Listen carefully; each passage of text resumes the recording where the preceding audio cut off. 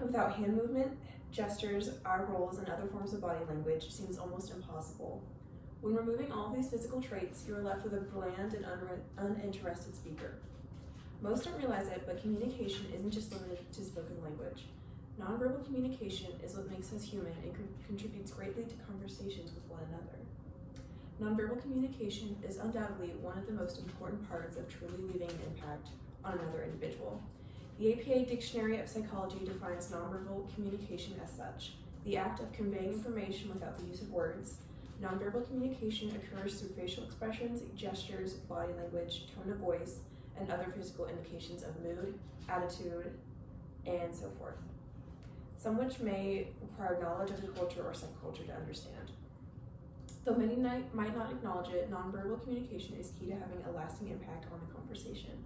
In this speech, I will be discussing 3 main points surrounding nonverbal communication. This includes gestures, mirroring, and vocalities. I will now discuss the section of the speech focused on exploring different types of physical gestures as well as how they communicate beyond speech. Gestures and other body movements are the basis for true communication between any group of individuals. Through moving our face and body, the way we speak passionately about personal topics is increasingly understandable. This is true with any kind of relationship, whether it be family, friends, or significant other.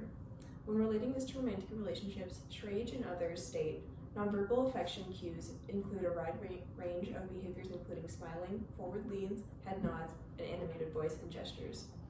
Nonverbal affection may be particularly beneficial for avoidantly attached individuals because it is perceived genuineness, and relatively indirect style of communication may ameliorate their difficulties with trust and tendencies to eschew closeness.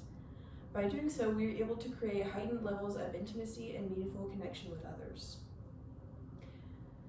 And speaking of the topic of meaningful relationship connections, there are other methods of doing this, such as mirroring. Often when we want to connect with someone or make a lasting impression, we copy their body language. This is also known as mirroring, which, as the title suggests, is when individuals, knowingly or unknowingly, copy the physical behavior of another person they are communicating with. When exploring how we develop naturally to follow others' behavior, Bigelow and others state how babies tend to mirror their mother's faces and body movements as a way of expressing their curiosity of how their own body works. Through this, we then develop over time to copy other individuals in order to relate to them, or become more comfortable with conversations. This is another key part of nonverbal communication. Another way of communicating, intentionally or not, is paralanguage. Paralanguage often refers to the way we speak, tone, and other elements of vocality.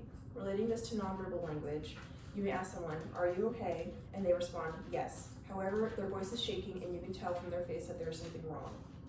This is the main point of paralanguage. Through not just hearing what a person says, but from noticing body language and tone of voice, you are able to understand more clearly someone's feelings.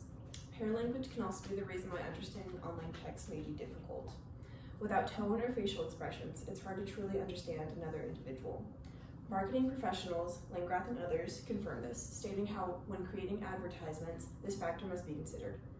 Paralanguage is arguably the most important aspect of nonverbal communication for these reasons.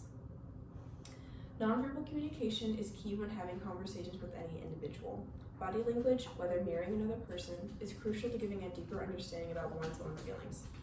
Our constant interactions with other people reflect the ways and methods we find best to communicate.